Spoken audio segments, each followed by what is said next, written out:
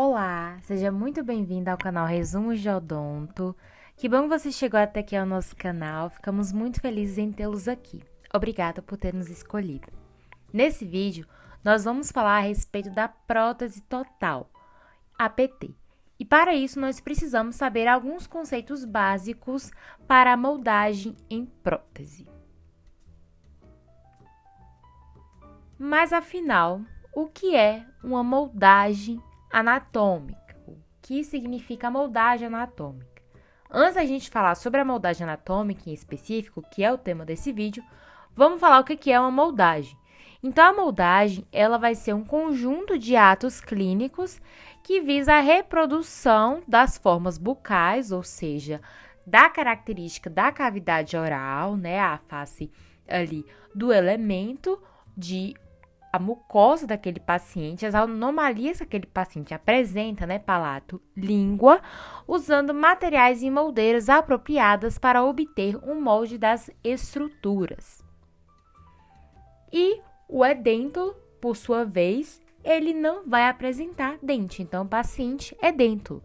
Então, quando nós falamos em prótese total, significa que aquele meu paciente é edêntulo e algum dos maxilares não há a face dentária, não há nenhum elemento dentário. Pode ser uma prótese total superior, somente aquele paciente pode ter algum elemento no inferior, ou ele pode ser totalmente edêntulo superior e inferior. Então, em alguns casos, por conta das características, né, que precisam ser ricas para o estudo de uma prótese, é necessário uma segunda moldagem, pois é difícil obter em apenas uma moldagem os detalhes para que a dentadura fique aderida aos maxilares, sem causar injúrias aos tecidos de sustentação, ou seja, que aquela prótese ela fique bem adaptada naquele paciente, que ela não machuque aquele paciente e que nem cause nenhum tipo de lesão por uma prótese mal adaptada, como por exemplo, uma hiperplasia fibrosa. E nesses casos, a gente vai fazer duas moldagens. Primeiro, uma moldagem anatômica, que é a que a gente vai estudar hoje, e depois a moldagem funcional, que é o nosso próximo vídeo. Então, já se inscreva aqui no canal para não perder o nosso vídeo de moldagem funcional. Então, existem alguns fatores para o sucesso da moldagem anatômica, como a escolha correta da técnica. Então, é muito importante que o profissional ele saiba fazer a técnica, manipulação adequada dos materiais, né? Principalmente quando a gente fala com alginato. Então, o alginato, ele tem uma proporção que deve ser seguida corretamente. E também a habilidade do profissional é de extrema importância, porque se o profissional não sabe estar fazendo ali a manipulação daquele material e não sabe fazer uma escolha correta da técnica, aquilo ali vai levar a uma falha daquela PT.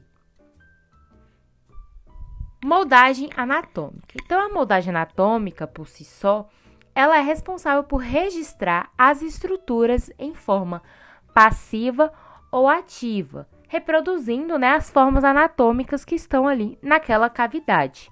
Porém, para sua execução, são necessárias moldeiras de estoque para se aderir aos múltiplos tipos de arcos existentes nos pacientes.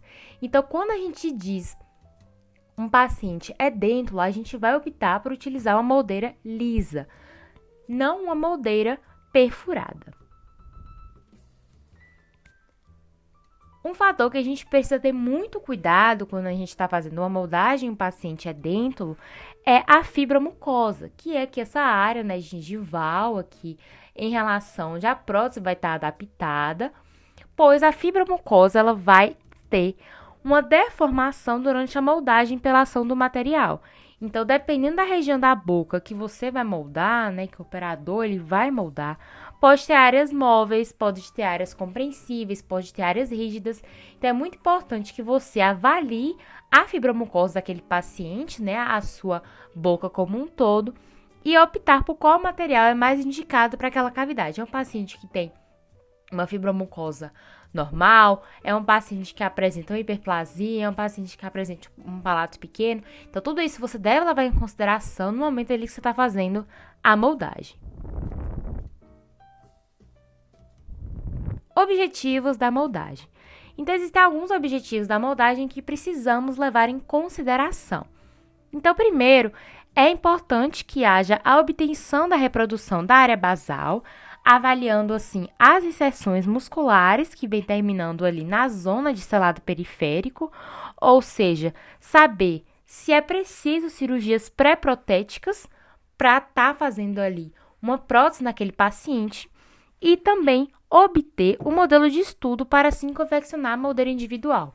Então, primeiro, eu preciso obter a reprodução da área basal, avaliando as inserções musculares. Preciso saber se é preciso cirurgias pré-protéticas e, terceiro, confeccionar a moldeira individual e obter o modelo de estudo, né? Então, todos esses fatores são muito importantes ali para a moldagem anatômica. Materiais utilizados. Então, quando a gente fala sobre moldagem anatômica, é adequado selecionar um material que possua uma alta viscosidade, permitindo a compensação às deficiências da moldeira. E esse material é indicado que ele escolhe. Quais são esses materiais? A gente tem o alginato, né, que é um dos materiais mais utilizados hoje em dia, a Godiva em placa e também o silicone pesado, que são as siliconas de condensação. Então, antigamente, usava-se mais a Godiva, porém, ela é mais tóxica que o alginato e é um material que tem uma manipulação mais complicada quando a gente fala em relação ao alginato. Só que a Godiva, ela é um material que distende muito o tecido. Então, se você quer fazer uma cópia de detalhes, use a Godiva porque ela é muito boa.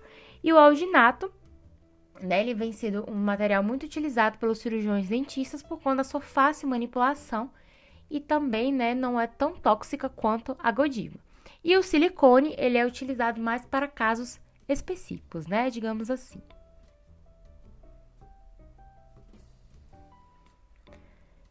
Além desses materiais, é preciso também que as moldeiras elas sejam ou de metal ou de plástico. No caso dessa imagem, a gente vê, né, uma moldeira perfurada e a metal lisa é a mais indicada para esses casos, tá?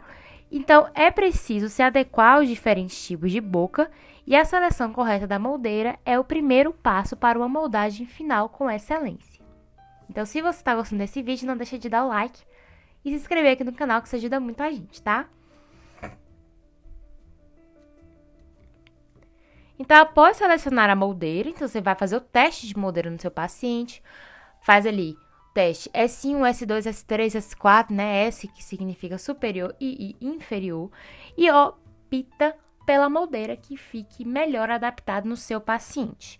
Depois, vai colocar o material e vai acomodar a moldeira na cavidade oral.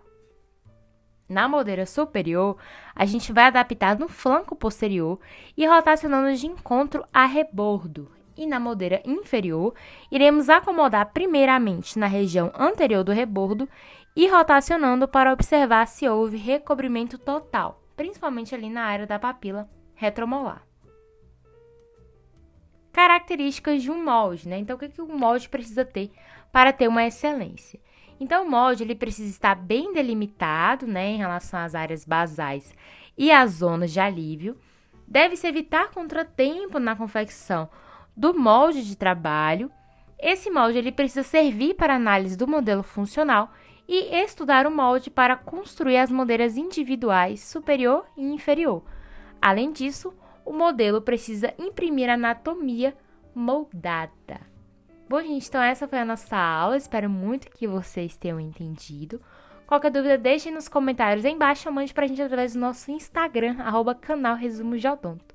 Muito obrigada por estar aqui e valeu!